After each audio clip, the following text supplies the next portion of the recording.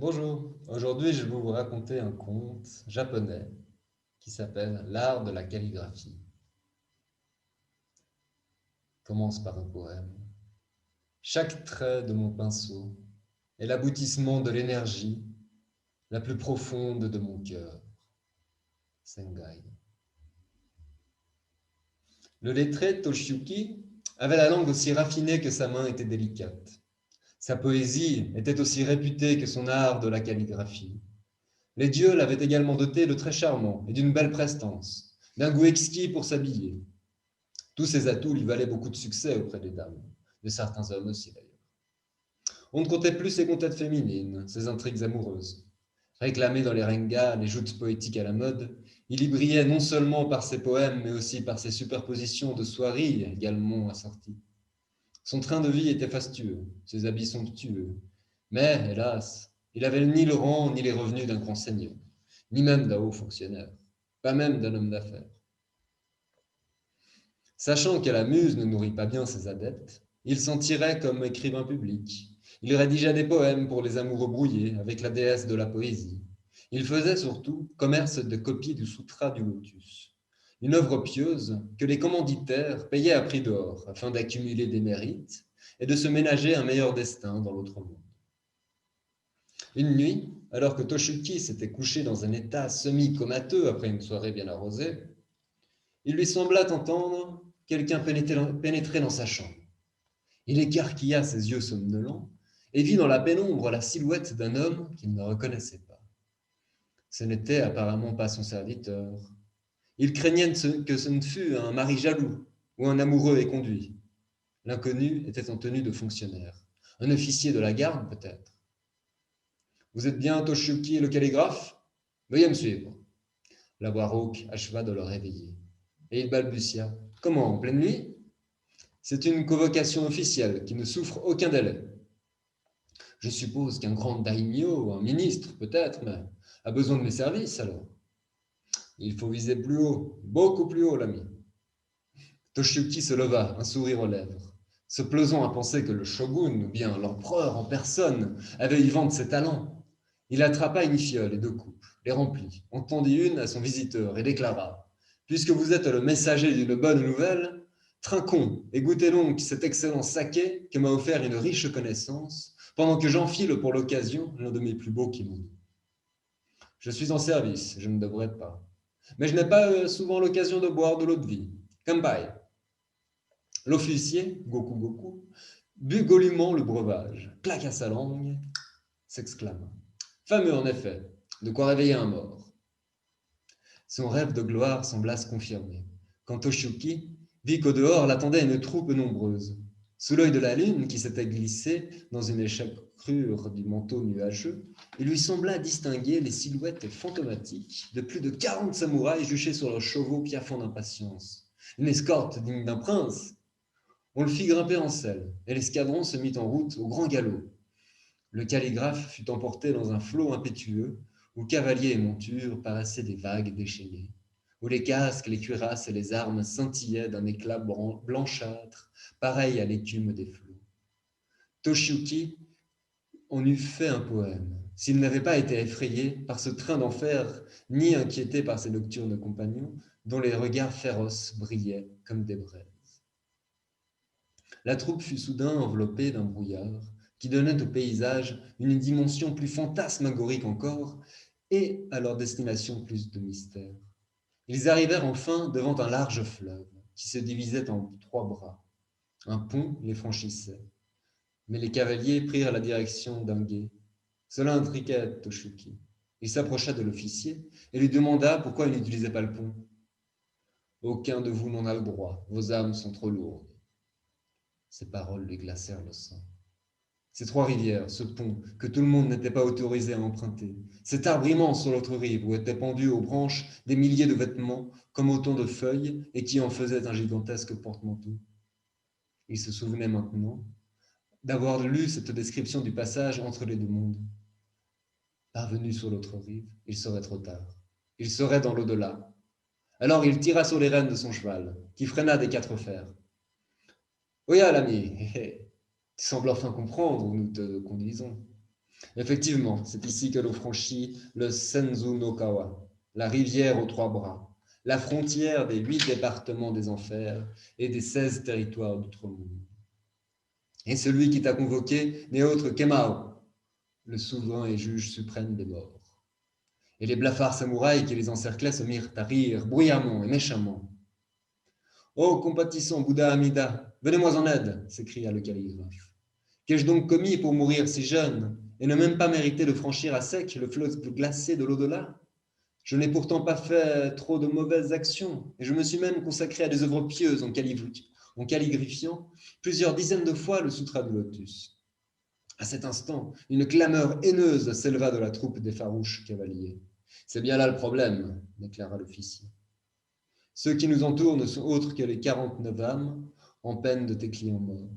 Ils espéraient eux aussi avoir le droit d'emprunter ce pont et fouler la terre pure du paradis d'Occident, ou mériter au moins de bonnes réincarnations.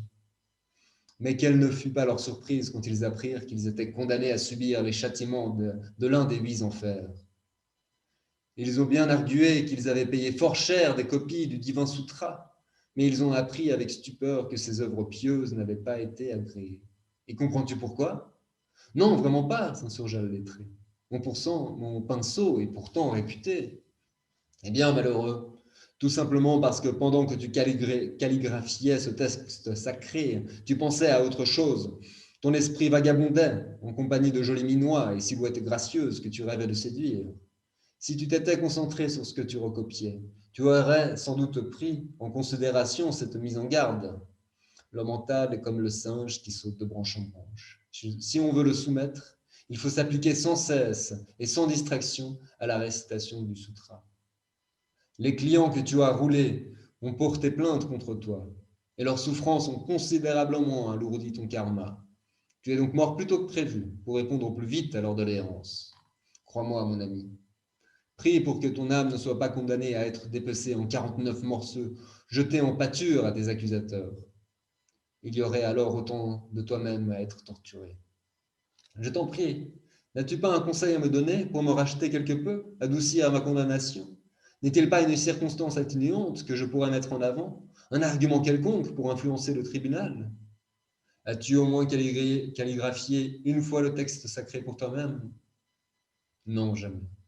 Alors ton cas est désespéré. Mais lui souffla dans l'oreille le fonctionnaire infernal. En souvenir de cet excellent saké qui m'a réjoui l'âme, écoute-moi bien. Si tu fais, avant de franchir le fleuve, le vœu sincère de copier 100 fois pour ton propre compte le sublime sutra, tu as des chances d'obtenir la clémence du tribunal. Ayant murmuré cet ultime conseil, l'officier des Mao lui glissa dans la main un chapelet, et notre calligraphe se concentra pour prononcer de tout son cœur le serment solennel. Puis, comme cela lui arrivait parfois dans des moments difficiles de sa vie, il avança vers le gué en marmonnant le Dembutsu, engrainant fébrilement les sombres larmes de son rosaire. Il s'enfonça dans les eaux glacées du fleuve jusqu'au cou, luttant contre le courant. Il en ressortit enfin tout trempé et grelottant. Parvenu sur l'autre rive, devant le grand arbre des Frocs, une vieille ogresse à la peau ridée, torse nu avec ses énormes seins pendouillant comme 2 outres vides, se précipita sur lui pour lui arracher ses vêtements. Le mari de la vieille, un géant si peu ragoûtant, les suspendit alors à l'une des branches qui ploya bigrement, signe que les fautes du propriétaire étaient conséquentes. L'âme de Toshiyuki eut encore la mauvaise surprise de constater que son beau kimono de soie au motif chatoyant avait pris la teinte de la suie. Tu vois, lui expliqua le capitaine des enfers, quand tu as passé la rivière, l'encre de tes distraites calligraphies du sutra qui a été jetée a noirci tes vêtements. Et de plus en plus anxieux, il fut traîné jusqu'à dans la salle d'attente du tribunal suprême, où il vit sortir des condamnés tirés sans ménagement par des démons ricanants aux têtes de tigres, de singes, de cochons, bref, des 12 signes du zodiaque. Le calligraphe fut enfin poussé dans le sinistre prétoire où siégeait l'impressionnant souverain des enfers, coiffé de son bonnet de magistrat, drapé dans sa toge cramoisie, entouré de ses assesseurs tout aussi patibulaires. On fit signe au dénommé Toshiyuki d'approcher, et Emao lui tendit le miroir de vérité, où il vit défiler sa vie inconséquente. Un greffier éplucha le registre, où étaient consignées ses bonnes et ses mauvaises actions, qu'il énuméra dans le détail. Un avocat, commis d'office, penché sur son épaule, regardait négligemment d'un air dubitatif s'il pouvait en tirer quelques arguments pour sa plaidoirie. Le greffier lui fit remarquer le dernier paragraphe qu'il venait tout juste d'écrire. Retard sans doute dû à un problème d'Ethernet. Dans l'administration infernale, se prévalait souvent pour justifier ses erreurs. Ah oui, en effet, s'exclama le défenseur improvisé, avant de se racler la gorge pour s'adresser à la cour.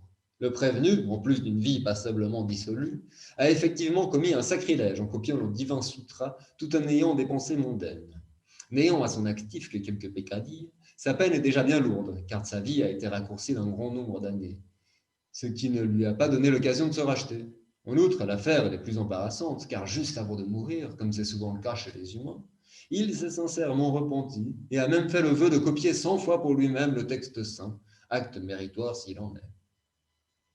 Il me paraîtrait opportun, pour ne pas fâcher les Bouddhas, ni avoir des tensions diplomatiques avec leur Saint-Siège, de surseoir à la sentence et de renvoyer l'accusé dans le monde des vivants, jusqu'à ce qu'il ait accompli son œuvre pieuse, il s'entend. Comme le tribunal était engorgé, les geôles infernales surchargées, et qu'il était l'heure du déjeuner, la terre fut vite expédiée, et la cour indulgente. Le magistrat suprême suivit donc la plaidoirie de la défense et décida la relaxe, au grand dain des 49 plaignants. Ce fut le même officier qui reconduisit notre calligraphe en sursis à la frontière des deux mondes. Le long du chemin, à chacun de ses pas, son aspect changea peu à peu. Il ressemblait de plus en plus à l'un de ces moines qui pérégrinaient leur bâton de pèlerin à la main ou tintinnibilaient des anneaux. Alors Toshuki le reconnut. Il s'agenouilla à ses pieds et lui baisa le pan de sa robe. Ô divin Jizu-Bosatsu, assistant du bienveillant Amida et Bodhisattva, protecteur des égarés, ma dette est immense. Mais que me veut l'honneur de votre protection, moi, ce pécheur impétinent? Si je t'ai tiré de ce mauvais pas, c'est qu'il t'est arrivé parfois de prononcer le Nembutsu. Et il est écrit que jamais Amida n'abandonnera celui qui aura invoqué son nom saint, ne serait-ce qu'une fois. Va et paye ta dette en recopiant le sublime sutra et en l'offrant autour de toi. Toshuki se réveilla dans son lit, trempé de sueur. Il avait fait un horrible cauchemar. Incapable de discerner si ce n'était qu'un rêve ou s'il y avait quelque réalité, il se leva. C'est alors qu'il vit les deux coupes de saké, vides, au chevet de son lit. Il savait bien aussi avec quel esprit distrait il avait calligraphié les copies du sutra. Dans le doute, il décida donc de réaliser son vœu nocturne. Luttant inlassablement contre le singe de ses pensées qui tentait de l'entraîner vers de belles images du monde flottant, il s'appliqua à sa tâche. Cela mit un certain temps, car il n'était pas trop pressé de retraverser la rivière aux trois bras.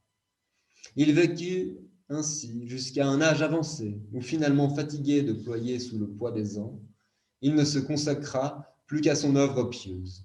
Et quand il finit de calligraphier le dernier kanji de la 100e copie, il posa son pinceau et rendit l'âme. Laissant mon pinceau dans la cité de l'Est, je pars visiter les lieux célèbres du paradis de l'Ouest. Hiroshige.